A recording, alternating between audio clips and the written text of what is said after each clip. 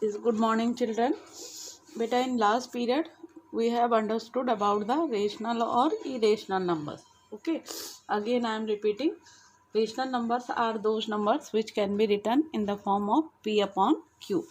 Okay, and irrational numbers are those numbers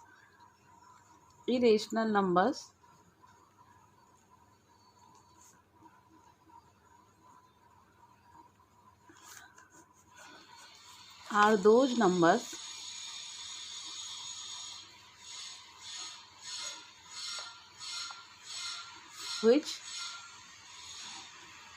cannot be written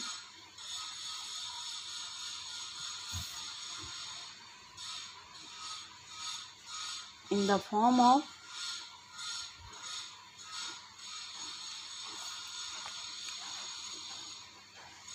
p upon q, where p and q both are integers and q not equal to 0. For example, then which number can be the irrational number? Root 2, root 3, root 5, root 7, root 11, and so on, etc. These are irrational numbers. Then next thing comes beta real numbers. Real numbers. What do we mean by real numbers? Real numbers are the set of rational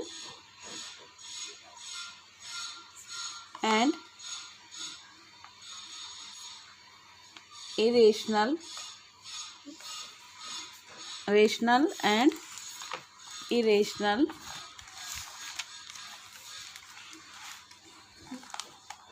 numbers together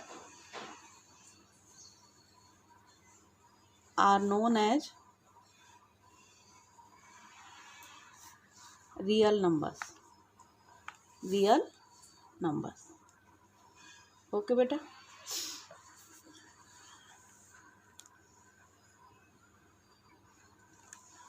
Rational number and irrational number together are known as which? Real number. Now today we are going to solve exercise 1.2. Okay, exercise 1.2. See that in your textbook, that is question number 1. Okay.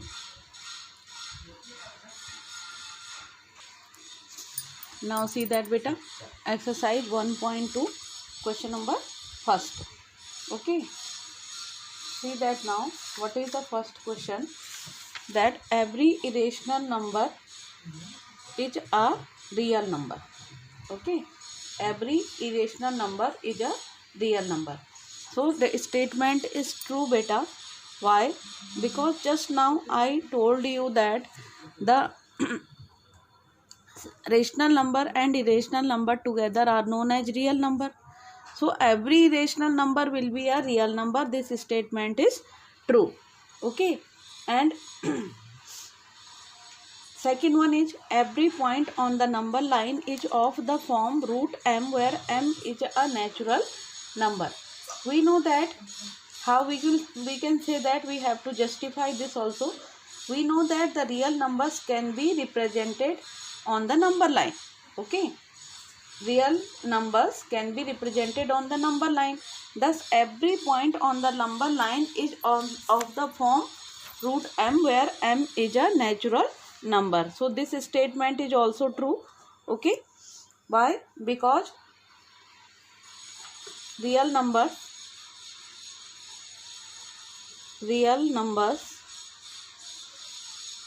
can be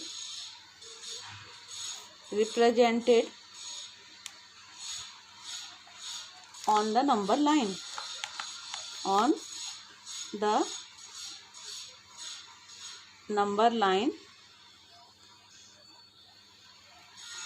Thus, every point on the number line,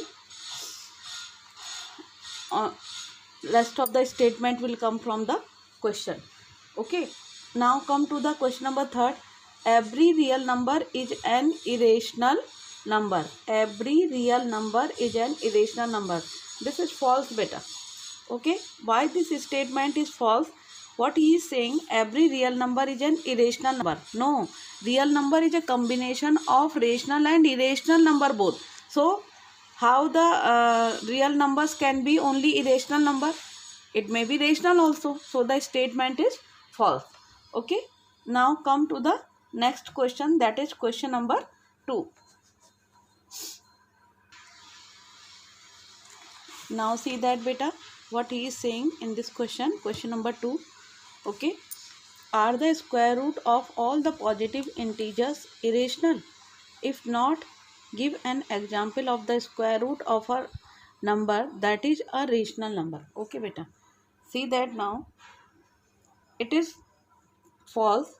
This statement is not correct because the square root of all the positive integers are irrational is not true.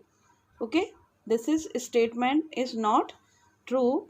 Why? Because if we will find the square root of 25, that is what it will come? 5, and which is a rational number. Which is a rational number. Why, beta? It is a rational number because it can be written in the form of p upon q, 5 upon 1, है ना, and where q not equal to 0. So this is a rational number. Okay, which is a rational number. So maybe you have understood this one also. Hence the given statement is not correct. What you will write? Given statement is not correct. Is not correct. Now beta, see that question number 3rd. So that root 5 can be represented on the number line. इसको number line पर represent करना है root 5. How we will do beta? First of all draw a line. एक line draw करेंगे, ठीक है, and यहाँ पर mark a point O. इसको मतलब ये 0 को रिप्रेजेंट कर रहा है सपोज. ओके, अब हमको क्या करना है बेटा, इस पर हम 2 यूनिट की लेंथ लेंगे. 2 यूनिट मतलब होता है बेटा, यूनिट का मतलब होता है कि हम किसी भी डिस्टेंस को फिक्स कर लें. हमको ये लेना पड़ेगा कि 1 यूनिट हम क्या एज्यूम कर रहे हैं. Okay, 1 unit is equal to हम कितना ले रहे हैं. नाउ बेटा suppose 1 unit is equal to मैं कितना ले रही हूँ, 1 यूनिट मैंने सपोज ले लिया 2 सेंटीमीटर के equal. This will depend on you कि आप 1 यूनिट को 3 सेंटीमीटर लेते हो, 4 लेते हो, 5, ये आपके ऊपर रखता है. अगर 1 यूनिट 2 सेंटीमीटर लेंगे तो 2 यूनिट कितना आ जाएगा, 4 सेंटीमीटर, है ना.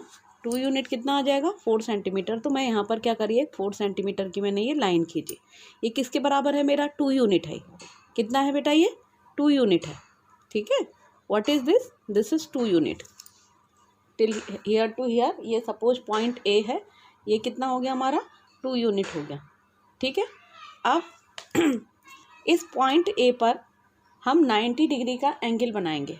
Weather we can make with the help of the rounder, और अगर राउंडर से नहीं पॉसिबल हो रहा है सपोज, तो आप यहाँ पर जो है किससे बनाएंगे, प्रोटेक्टर से भी बना सकते हैं. ठीक है, प्रोटेक्टर से भी बना सकते हैं इस तरीके से. यहाँ ये है ना, तो यहाँ से आप 90 डिग्री का एंगल बनाएंगे इस तरीके से ये. ठीक, और वो कितना, उसकी यहाँ जैसे एक्स एक्सिस पे हमने 2 यूनिट लिया था, तो वाई एक्सिस पे हम कितना लेंगे बेटा, 1 यूनिट लेंगे. वाई एक्सिस पे कितना लेंगे हम, 1 यूनिट लेंगे. तो 1 यूनिट मीन्स 2 सेंटीमीटर, है ना, क्योंकि हमारा 1 यूनिट कितना है, 2 सेंटीमीटर है. तो ये हमने 90 डिग्री का एंगल बनाते हुए यहाँ पर ये 1 यूनिट ले लिया. ठीक है, ये ठीक है, ये आपका 1 यूनिट है, 1 यूनिट है. ठीक, अब इसको यहाँ ज्वाइन कर दो इस तरीके से. ये आपका क्या कर लो, यहाँ पर इसको ज्वाइन कर लो. ठीक है बेटा, ये और अब पाइथागोरस थ्योरम से बेटा ये 2 का स्क्वायर है ना, ये ओ बी, ये सपोज ए है, ये बी है ना, तो O A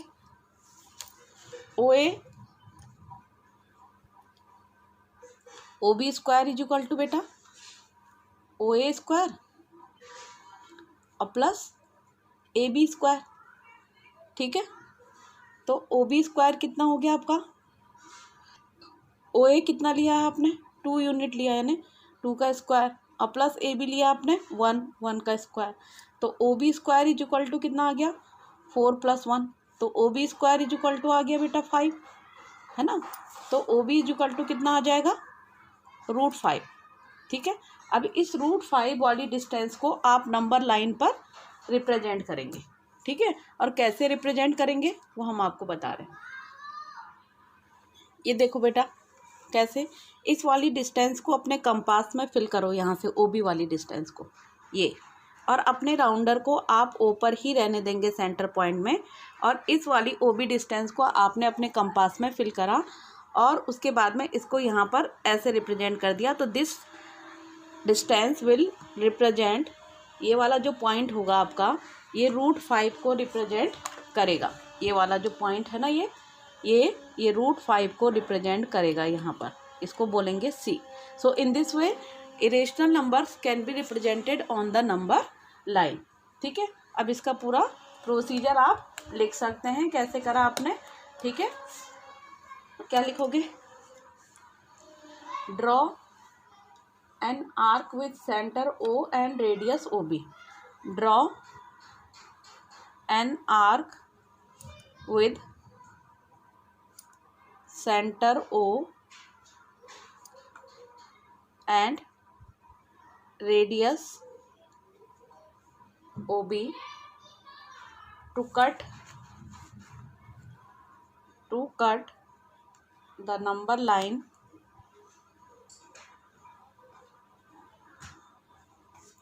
at C। So इस तरीके से क्या हो जाएगा, OC is equal to OB, OC is equal to OB is equal to √5. In this way it has represented on the number line. Okay beta, now see that beta question number exercise 1.3 question number first. Write the following in decimal form and say that what kind of decimal expansion each have. In the previous class we have learned the terminating decimals and non-terminating decimals. Okay, here first question is that 36 upon 100. Okay, if we will divide beta this 100 to 36, what it will come, point here 100 3 ja 300, then 60 will come, then point is already there, 0 will increase, and 6 ja 600. So completely it has become, so what its answer came, it is terminating, it is nothing remainder has left, so it is beta terminating decimal.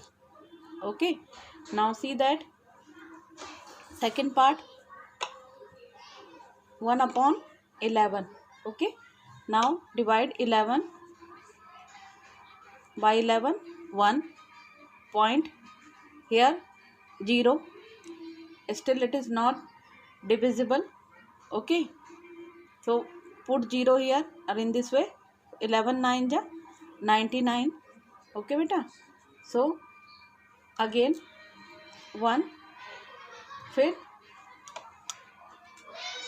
Decimal है 0 बढ़ाओ, still यहाँ पर 0 not divisible है, सो 0, सो 11 9 जा 99.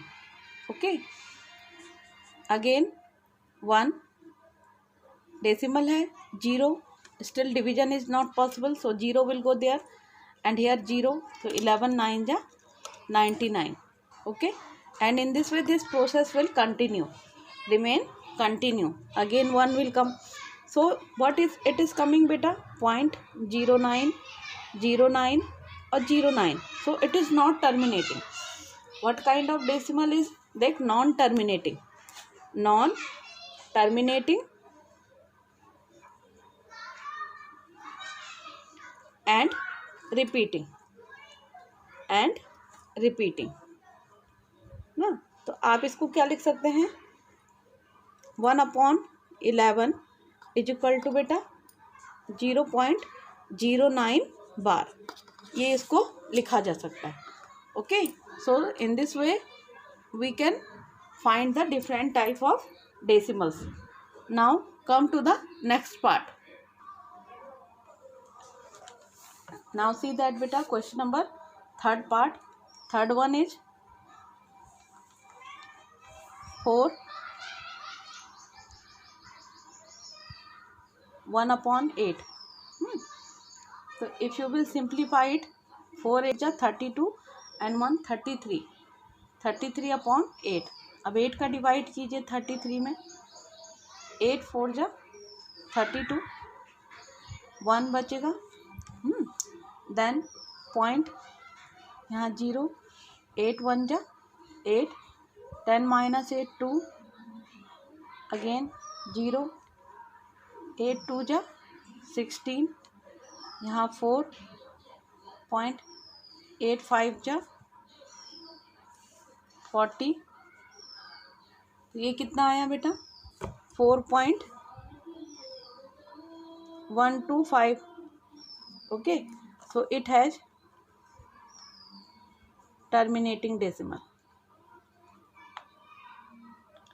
terminating decimal.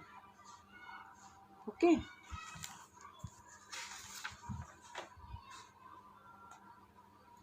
so in this way beta rest part of the question you will do yourself. Okay, कि वो whether they are terminating decimal or non terminating decimal, so complete them, rest of the part of the question.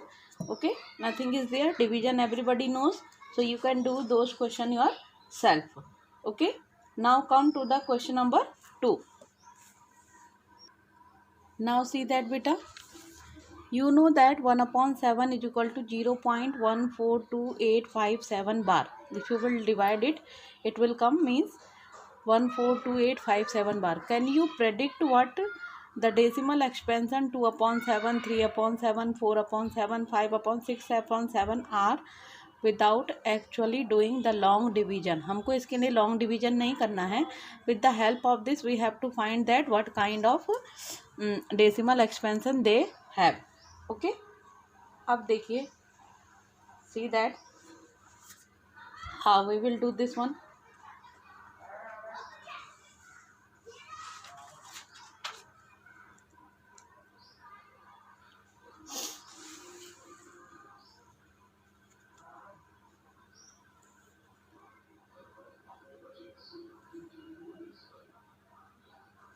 अब देखिए बेटा 1/7 is equal to कितना है 0.142857 बार है.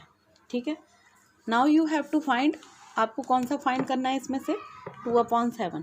2/7 को आप कैसे करेंगे, 2 × 1/7 कर दोगे इसको. ठीक है, तो 2 × 1/7 की वैल्यू क्या है 0.142857 बार.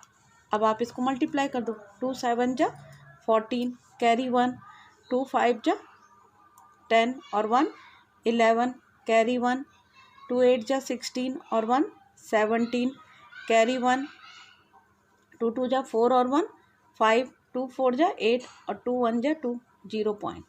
तो इसका आंसर कितना आया 285714 बार आया. किसका 2/7 का. इस तरीके से करेंगे इस तरह के क्वेश्चन. ठीक है, अब आप फिर से देखिए 3/7 आपको करना है. So how you will do बेटा 3 × 1/7. 3 × 1/7 की वैल्यू कितनी है बेटा 0.142857 बार. ठीक है, अब करो 3 7 21, कैरी 2 है ना, 3 5 15 और 2 17, कैरी 1 ना, 2 8 3 8 24 और 1 25, कैरी 2, 3 2 जा 6 और 2 8, 3 4 जा 12, कैरी 1, 3 1 जा 3 और 1 4 और यहाँ 0। इसका आंसर कितना है बेटा? ये आया 0.428571 बार। ठीक है, इसी तरीके से आप 4/7 एक और मैं निकाल रही हूँ, रेस्ट ऑफ द 2 आप अपने आप से करेंगे। तो 4 इंटू बेटा 1/7, 4 इंटू 1/7 मीन्स 0.142857 बार। ठीक है, अब करो इसको मल्टीप्लाई, कितना आ जाएगा ये? 4 7 जा 28, कैरी 2, 4 5 जा 20 और 2 22, कैरी 2, 8 4 जा 32 और 2 34, कैरी 3, ओके 4 2 जा 8 और 3 11, कैरी 1, 4 4 जा 16 और 1 17, कैरी 1, 4 1 जा 4 और 1 5, 0.571428 बार। ये किसकी वैल्यू आई? 4/7 की। बिना डिवीजन के हमने इस तरीके से फाइंड आउट कर लिया कि उसका आंसर क्या आएगा।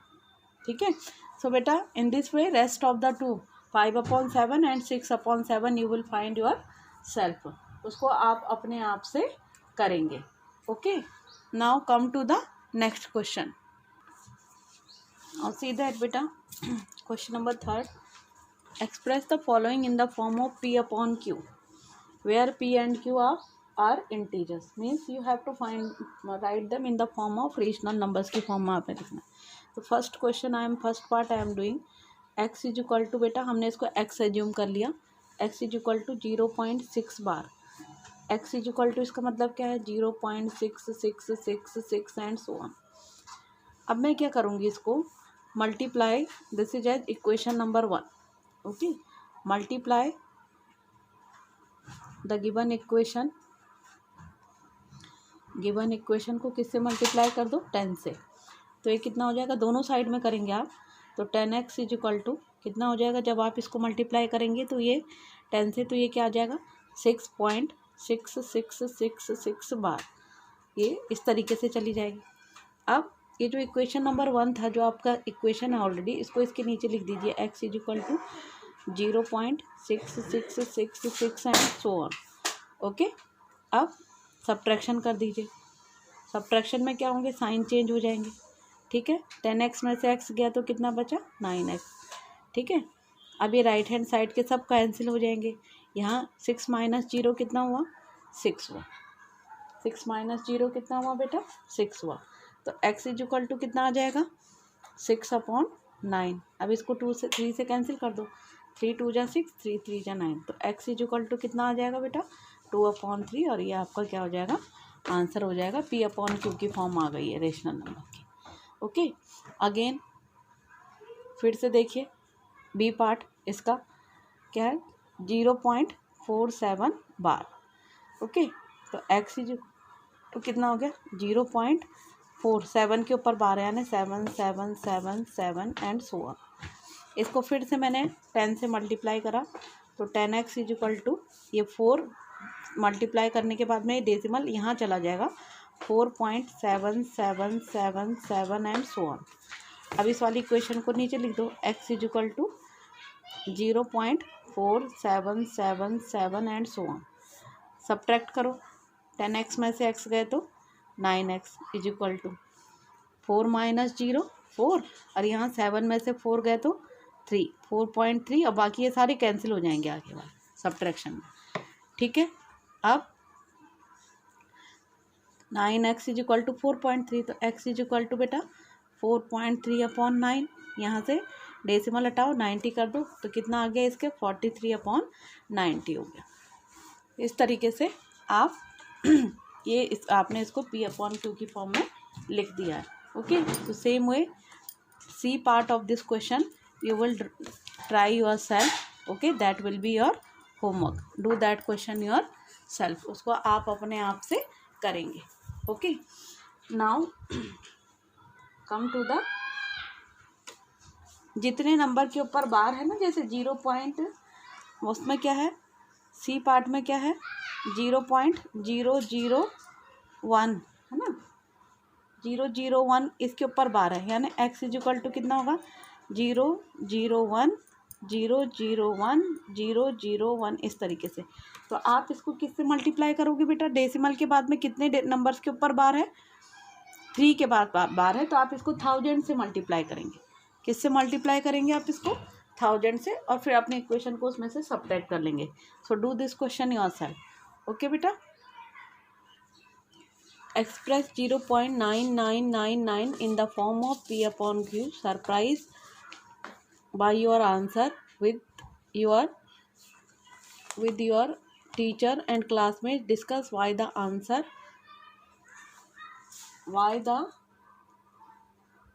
makes a sense.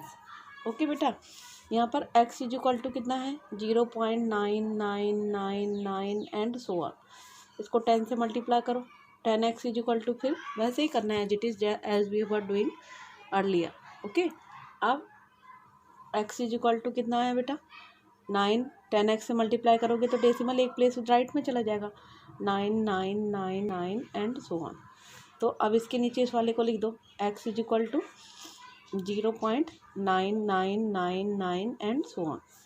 सब्ट्रैक्ट कर दो इसको, है ना, तो 10x में से x गए तो कितने बचे, 9x इक्वल टू, यहाँ पर 9 और यहाँ राइट हैंड साइड में तो सब कैंसिल हो जाएंगे, तो x इक्वल टू कितना आ जाएगा बेटा, 9/9। सो x इक्वल टू कितना आ गया, ये 1। इसका मतलब क्या हुआ, है ना। अब आपसे पूछ रहा है कि y मतलब ये x की वैल्यू 1 क्यों आई है, ठीक है। तो अब आप क्या करोगे, इसमें इसका मतलब क्या हुआ बेटा, x इक्वल टू 1 आया, ठीक है। इसका मतलब 0.999999 है, वो लगभग कितना है, 1 के इक्वल है, वेरी क्लोज टू 1, है ना। सिंस 0.99, अब आप क्या लिखेंगे, सिंस 0.9999 क्या है, goes on for ever, so there is no gap between, so there is no gap between 1 and 0.9999, okay, and hence they are equal, and hence they are equal. Okay beta, so just enough for today, okay, and what will be your homework, question number 5 में आपको 1/17 आपको division perform करना है, तो you will perform the division और देखोगे कि after कितने डिजिट के बाद में इसमें रिपीटेशन शुरू होता है। तो this question you will do yourself, and in next class we will learn from the question number 6 onwards. Okay beta, till that have a good day to all of you.